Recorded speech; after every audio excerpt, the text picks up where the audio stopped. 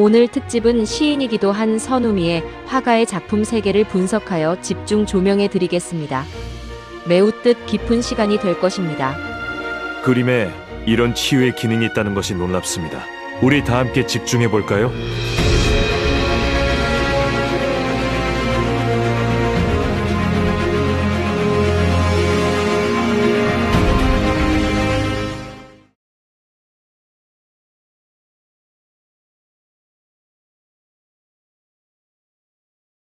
비가 막 추적추적 내리는 11월에 잎이 다 떨어지고 앙상한 검은 나무까지 난 남은 풍경을 그린 그림 앞에 당신이 서 있다고 한번 상상해보세요.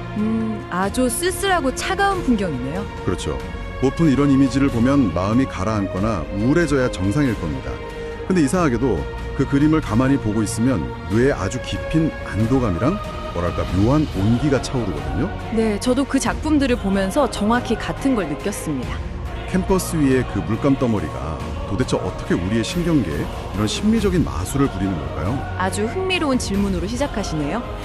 우리는 보통 시각적인 자극을 그냥 있는 그대로 받아들인다고 착각하잖아요. 네, 눈에 보이는 대로 뇌에 꽂힌다. 약간 이렇게 생각하죠. 맞아요. 하지만 사실 우리의 뇌는 이미지랑 그 주변의 맥락을 결합해서 완전히 새로운 감정을 조립해냅니다.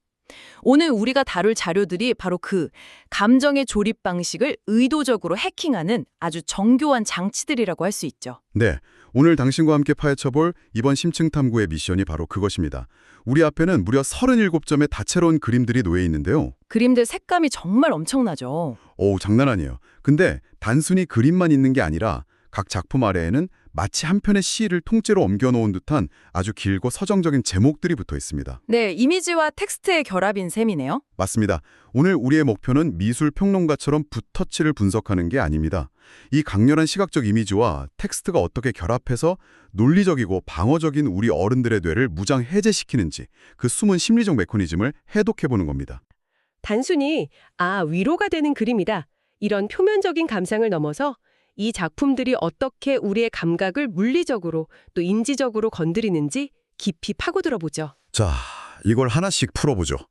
저는 이 37점의 작품들을 쭉 훑어보면서 가장 먼저 제 시야를 확 때리는 시각적인 공통점을 발견했어요. 어떤 거였나요? 바로 자연입니다. 특히 해바라기하고 자작나무가 거의 강박적일 정도로 반복해서 등장하거든요. 그렇죠. 아주 두드러지는 모티프죠. 네, 그런데 이 자연 풍경들이 뭐랄까 그냥 예쁜 배경 그림이 아니라 굉장히 압도적인 에너지로 다가왔어요. 막 캔버스 밖으로 튀어나올 것 같은 그런 느낌이랄까요? 그 압도적인 느낌은 작가가 사용한 특정한 물리적 기법에서 기인하는 겁니다. 해바라기를 그린 작품들을 자세히 보시면 물감을 캔버스 위에 아주 두껍게 치덕치덕 발라 올리는 걸 볼 수 있는데요. 붓자국이 그대로 막 입체적으로 살아있는 그거요? 네, 맞습니다. 그걸 임파스토 기법이라고 부릅니다. 이 거칠고 입체적인 질감은 우리의 뇌에 아주 즉각적인 신호를 보냅니다. 어떤 신호죠? 평면적인 과거의 기록이 아니라 바로 지금 펄떡이고 있는 현재성을 부여하는 거죠. 여기서 매력적인 점은 이 폭발적인 해바라기 그림들의 제목들입니다. 제목이요? 지금 딱 이 순간, 그리고 삶이란 공감의 크기를 넓혀가는 것, 이런 제목들이었죠? 정확합니다. 물감의 그 두꺼운 질감이 곧 현재의 생생함을 물리적으로 증명하고 제목의 그 의미를 딱 못 박아주는 겁니다. 와, 그렇구나. 그렇다면 자작나무는 어떤가요? 자작나무 풍경은 해바라기랑은 완전 정반대의 느낌이었거든요? 맞아요. 아주 고요하죠. 네, 붉은 옷을 입은 소녀가 등장하는 겨울 숲길을 간다. 부터 여름 자작나무, 그리고 잊혀지지 않게 마음에 감도는 가을 나래까지. 계절은 계속 화려하게 막 변하잖아요. 네, 잎의 색깔이나 배경톤이 계속 바뀌죠. 그런데 하얀 자작나무 줄기둥만은 그 자리에 아주 고요하게 멈춰 있는 것 같았어요. 해바라기가 방금 말씀드린 지금 이 순간의 폭발력을 시각화했다면 이 자작나무는 시간의 영속성을 상징하는 인지적 닷, 그러니까 앵커 역할을 합니다. 앵커요.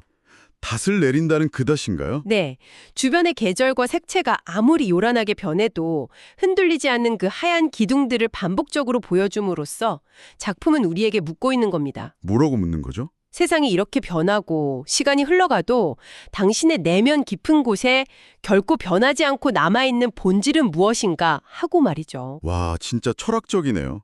그런데요, 그 풍경의 의미는 알겠는데 제 머릿속에 계속 물음표를 띄우게 만든 아주 기묘하고 좀 뜬금없는 요소가 하나 있습니다. 어떤 요소 말씀이시죠? 이 강렬한 자연 풍경 속에 아주 단순한 선으로 대충 그린 것 같은 표정 없는 하얀 동물들이 계속 등장하잖아요. 아, 하얀 당나귀나 양, 새 같은 동물들 말이죠. 네, 하얀 당나귀, 둥글둥글한 양, 그리고 파랑새요.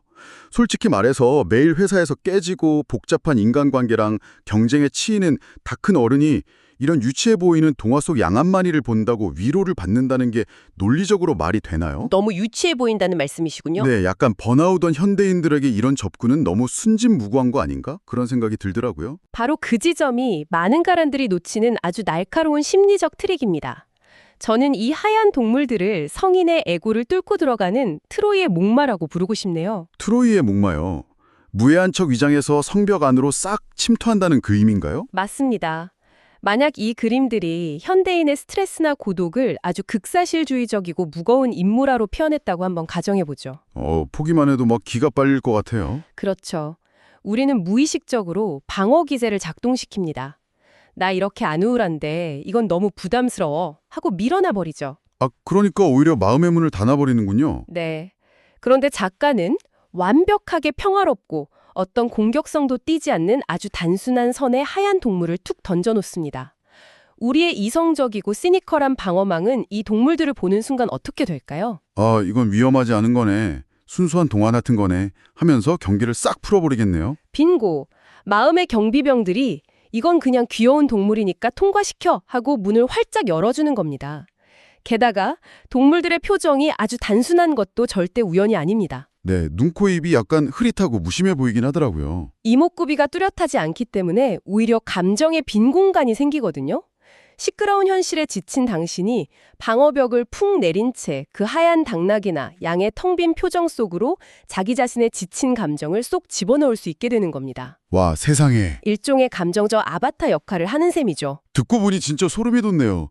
그래, 괜찮아. 서슴지 말고 와. 라는 제목의 그림에서 분홍빛 배경 아래 옹기종기 모여있던 그 하얀 양들이 그냥 귀여우라고 그린 장식이 아니었어요. 전혀 아니죠. 제게 안전지대라는 걸 인식시키기 위한 아주 정교한 심리적 장치였군요. 그렇게 하얀 동물이라는 시각적 안내자를 따라서 캔버스 안으로 쑥 들어오고 나면 이제 이 작품들이 숨겨둔 진짜 무기, 바로 텍스트를 마주하게 됩니다. 그 시적인 제목들 말씀이시죠? 네, 이 37점의 그림과 제목들을 관통하는 아주 거대한 서사가 하나 있는데 그게 바로 그리움과 기다림입니다. 여기서 진짜 흥미로운 부분은요. 보통 우리가 기다림이나 그리움이라고 하면 어떤 상태를 딱 떠올리죠? 글쎄요, 보통은 뭔가 부족하고 텅 빈 상태를 떠올리지 않나요? 맞아요. 결핍이잖아요. 내가 원하는 게 지금 내 곁에 없다는 뼈저린 확인법이고 그래서 되게 고통스럽고 애타는 감정입니다. 그런데 이 그림들과 텍스트가 만들어내는 기다림은 전혀 하나도 죽지가 않아요.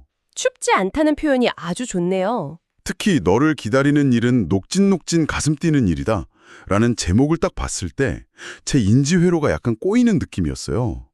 인지회로가 꼬였다는 표현이 정확합니다. 텍스트와 시각적 이미지 사이에 의도적인 충돌을 경험하신 겁니다. 그 녹진녹진이라는 단어가 주는 그 끈적하고 따뜻하면서도 형체가 부드럽게 사르르 녹아내리는 듯한 질감이 있잖아요. 그 텍스트를 딱 읽으면서 환하고 밝은 색감의 캔버스를 보는데 갑자기 기다림이라는 감정이 엄청난 설렘과 따뜻함으로 확 치환되더라고요. 네, 아주 놀라운 경험이죠. 대체 어떻게 이런 현상이 일어나는 건가요? 이 맥락을 더 큰 심리학적 그림과 연결해보죠. 현대사회는 우리에게 무언가를 기다리거나 그리워하는 것을 일종의 실패나 결핍의 상태로 규정하도록 계속 학습시킵니다. 부족하니까 갈구한다, 이런 논리네요. 그렇죠. 그런데 이 작품들은 그 논리 구조를 완전히 재설계합니다. 그리움이라는 감정을 결핍의 증거가 아니라 오히려 풍요로움의 척도로 바꿔버리는 겁니다. 풍요로움의 족도요? 아니, 그리운 게 어떻게 풍요로움이 되나요? 논리적으로 한번 생각해 보십시오. 누군가를 그렇게 깊이 그리워하고 기다리면서 가슴이 녹진녹진해질 수 있다는 건 애초에 당신의 마음속에 그만큼 거대한 사랑과 유대감이 단단하게 자리 잡고 있다는 뜻입니다. 아, 듣고 보니 그렇네요. 사랑이 없으면 그리움도 없으니까. 맞습니다. 내면이 텅 빈 사람은 누군가를 그렇게 밀도 있게 그리워할 수도 없습니다. 내가 너의 손을 잡고 덤덤히 같이 할 때까지 라는 다른 작품의 제목처럼 기다림의 시간이 괴로운 공백이 아닌 거죠. 네. 이미 내 안에 가득 찬 사랑을 확인하고 그 평안한 끝을 향해서 걸어가는 아주 여유로운 과정이 되는 겁니다. 와, 텅 빈 구멍이 아니라 내 마음이 얼마나 꽉 차 있는지를 증명하는 어떤 훈장 같은 거네요. 그렇다면 제가 오프닝에서 언급했던 그 11월의 그림도 완벽하게 설명이 됩니다. 그 비 내리는 풍경 말씀이시죠? 네, 11월 오펜바 자크린네의 눈물이 흐른다라는 텍스트랑 그 비 내리는 메마른 나무에 붉은 감이 매달려 있던 그 쓸쓸한 풍경이요. 시각적으로는 분명히 고독한데 왜 마음이 놓이는지 이제 알 것 같아요. 네, 그 쓸쓸함조차 차갑게 방치하지 않는 겁니다. 다른 그림 중에 녹색 배경에 붉은 꽃잎이 막 흩날리는 소녀 그림이 하나 있죠. 그 작품의 제목이 무엇라 되어 있었는지 혹시 기억하십니까? 아, 기억나요. 그립다는 것은 내가 너를 놓지 않았다는 것이다 였어요. 맞습니다. 슬픔이나 상슈를 억지로 지워버리거나 극복하라고 강요하지 않아요. 오히려 슬프지 않게 따뜻했다라는 또 다른 작품의 제목처럼 그 슬픔 자체를 당신이 가진 연결감의 증거로 긍정해버립니다. 슬픔마저도 긍정한다. 네. 당신이 무언가를 잃고 슬퍼한다는 건 역설적으로 당신이 무언가를 그토록 깊이 사랑할 수 있는 능력을 가진 사람이라는 가장 강력한 증거니까요. 슬픔이라는 감정 곁에 가만히 난로를 피워주는 수준을 넘어서 슬퍼하는 내 자신을 온전히 긍정하게 만들어주는 거군요. 아주 정확한 감상입니다. 이 놀라운 시선은 결국 이 37점의 작품 전체를 아우르는 철학적 결론, 즉 우리는 어떻게 살 것인가에 대한 제안으로 이어집니다. 저는 그 제안의 정점을 나는 고아가 아닙니다 라는 제목의 그림에서 딱 봤어요. 아, 짙은 수염이 난 아주 큰 인물이 어린아이의 뒷모습을 꽉 안아주고 있는 그 강렬한 그림 말이죠. 네, 맞아요. 사실 어른이 된다는 건 본질적으로 나 혼자 모든 걸 책임져야 하는 그 만성적인 고립감과의 싸움이잖아요. 그렇죠. 현대인이라면 누구나 겪는 고통이죠. 그런데 그 커다란 인물의 품에 푹 안긴 아이의 이미지랑 어떤 이유에서든 무조건 내 편이 되어주는 사람이라는 텍스트가 만났을 때 논리로 겹겹이 쌓여있던 어른의 뇌가 무너지면서 엄청나게 원초적인 안도감이 터져나오더라고요. 방금 말씀하신 어른의 만성적인 고립감이라는 키워드가 이번 심층 탐구의 가장 중요한 지점과 맞닿아 있습니다. 우리가 고립감을 느끼는 이유는 이 사회에서 살아남기 위해 끊임없이 경쟁하고 늘 긴장해야 하기 때문이죠. 맞아요.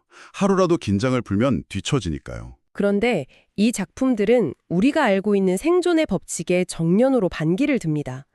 들판에 흐드러진 노란 꽃 그림과 하얀 동물 그림의 제목들이 그 반기를 아주 시적으로 선언하고 있죠. 이기지 말고 행복해져라. 그리고 누운 풀처럼 행복해져라. 이거군요. 네, 그렇습니다. 그래서 이게 다 무슨 의미일까요? 솔직히 청취자 입장을 대변해서 제가 조금 삐딱하게 질문을 한번 던져볼게요. 좋습니다. 어떤 질문이죠? 이기지 마라, 풀처럼 누워라 이런 말 사실 대형 서점 매대에 널려있는 흔하고 뻔한 힐링 에세이 문구처럼 들릴 수도 있거든요. 다들 피 터지게 경쟁해서 쟁취하려고 달려가는데 나 혼자 누운 풀처럼 바람에 펄럭이고 있으면 현실에서 그냥 도태되는 거 아닌가요? 아주 현실적이고 예리한 반론입니다. 하지만 이 작품들이 말하는 누운 풀은 모든 걸 포기하고 패배자가 되라는 뜻이 전혀 아닙니다. 그럼 무슨 뜻인가요? 오히려 현대사회의 행복 강박과 성취주의가 얼마나 비효율적인지를 지적하는 고도의 심리학적 유연성을 말하는 겁니다. 심리학적 유연성이요? 네.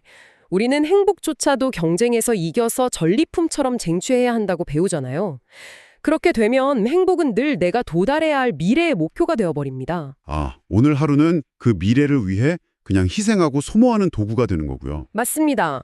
하지만 거센 비바람이 불 때 억지로 이기겠다며 꼿꼿하게 서 있는 뻣뻣한 나무는 결국 부러지고 맙니다. 반면에 풀은 어떤가요? 바람의 방향을 거스르지 않고 유연하게 누우면서 생존하죠. 아하, 유연하게 생존한다? 이기지 말고 행복해져라 라는 말은 행복을 미래의 전리품으로 미루지 말고 통제할 수 없는 세상의 흐름에 유연하게 순응하면서 바로 지금 이 순간의 밀도를 높이라는 아주 전략적인 조언입니다. 와, 바람과 싸워서 이기려고 에너지를 낭비하는 대신에 눕는 순간 비로소 내 주변의 흙냄새랑 땅의 온기를 느낄 수 있다는 거군요. 하얀 동물이 커다란 꽃봉오리 위에 올라가 있는 그림의 제목이 욕심을 쟁이지 않으려고였는데 결국 양손에 뭔가를 꽉 쥐고 이기려 들면 누군가의 손을 잡아줄 수도 없고 이 순간을 온전히 즐길 수도 없다는 뜻이네요. 정확히 그겁니다. 욕심을 쟁이지 않고 손에 힘을 탁 풀 때 우리는 아까 처음 언급했던 그 임파스토 기법의 해바라기가 외치던 지금 딱 이 순간의 생생함 속으로 진입할 수 있습니다. 네네. 미래에 저당 잡히지 않은 온전한 현재에 머무를 때 비로소 삶이란 공감의 크기를 넓혀가는 것이라는 또 다른 작품의 메시지처럼 타인과 깊게 연결될 수 있는 거죠. 이제야 분홍색 나무가 그려진 작품의 제목, 매 순간 마지막인 것처럼, 오늘이 마지막인 것처럼 살라 한다는 말의 진짜 의미가 선명해지네요. 처음에 어떻게 들으셨는데요? 처음엔 좀 무겁고 비장하게 들렸거든요. 근데 그게 아니라 내일의 경쟁을 위해 오늘을 소모하지 말고 누운 풀처럼 유연하게 오늘 하루 나에게 주어진 따뜻한 햇살과 예쁜 꽃들을 100% 흡수하라는 아주 적극적이고 생명력 넘치는 철학이었어요. 바로 그것이 이 37점의 예술작품이 우리의 신경계와 인지구조를 해킹해서 궁극적으로 도달하고자 했던 목적지입니다. 우리는 그림 속의 텅 빈 하얀 동물들에게 우리의 시니컬한 에고를 위탁함으로써 방어벽을 허물었고요. 맞아요. 무장 해제 당했죠. 별핍이라고 밀었던 그리움을 내면의 풍요로움으로 재해석했으며 이겨야만 행복해진다는 강박에서 벗어나 현재를 유연하게 껴안는 법을 시각적으로 체험한 것입니다. 와, 37점의 그림을 단순히 감상한 게 아니라 정말 제 뇌의 인식체계를 한번 포맷하고 새로 깐 기분이 듭니다. 이번 심층 탐구를 들으시는 당신도 아마 지금쯤 마음속에 꽉 쥐고 있던 어떤 긴장감이 스르르 풀리는 걸 느끼셨을 텐데요. 네, 그러셨기를 바랍니다. 지식과 정보를 빠르게 흡수하고 분석하느라 그리고 누군가를 이기느라 늘 뇌를 풀가동하며 달리고 있는 당신에게 이 작품들은 잠시 시스템을 종료해도 세상이 무너지지 않는다는 아주 과학적이고 심리적인 증거를 보여주었습니다. 우리는 정보 과잉의 시대에 늘 무언가를 알아야 한다는 압박에 시달리잖아요. 하지만 때로는 무언가를 아는 것보다 그저 무해한 하얀 짐승의 시선을 빌려서 안전한 풍경 속에 가만히 머무는 것 자체가 가장 효율적인 인지적 휴식이자 치유가 됩니다. 네, 정말 공감합니다. 그리움을 결핍이 아닌 사랑의 증거로 껴안고 바람이 불면 유연하게 누운 풀처럼 당신만의 생존 방식을 긍정하시길 바랍니다. 가끔은 너무 애쓰지 말고 그래, 괜찮아, 서슴지 말고 와, 라고 말해주는 이 풍경 속으로 기꺼이 도망쳐와도 좋으니까요. 자, 이쯤에서 이건 우리에게 아주 중요한 질문을 던집니다. 당신이 매일 아침 눈을 떠서 마주하는 치열하고 숨가쁘게만 느껴졌던 오늘 하루를 거대한 캔버스라고 한번 상상해 보십시오. 거대한 캔버스요? 만약 당신이 지금 서 있는 그 치열한 하루를 그림으로 옮긴다면 당신의 필요한 에고를 대신해줄 그 하얀 동물은 캔버스 속에서 지금 어디를 바라보고 있을까요? 그리고 당신은 스스로의 인지적 방어벽을 허물고 진짜 위로를 건네기 위해 그 그림의 아래에 어떤 시적인 텍스트를 적어 넣으시겠습니까? 오늘 밤 잠들기 전 스스로에게 그 멋진 제목 하나쯤 지어서 선물해 보시는 건 어떨까요? 어쩌면 그것이 당신의 내일을 완전히 다르게 조립해낼지도 모릅니다. 오늘 심층 탐구는 여기서 인사드리겠습니다. 당신의 일상에 이기지 않는 누운 풀 같은 따뜻한 평안이 깃들기를 바랍니다. 함께해 주셔서 감사합니다.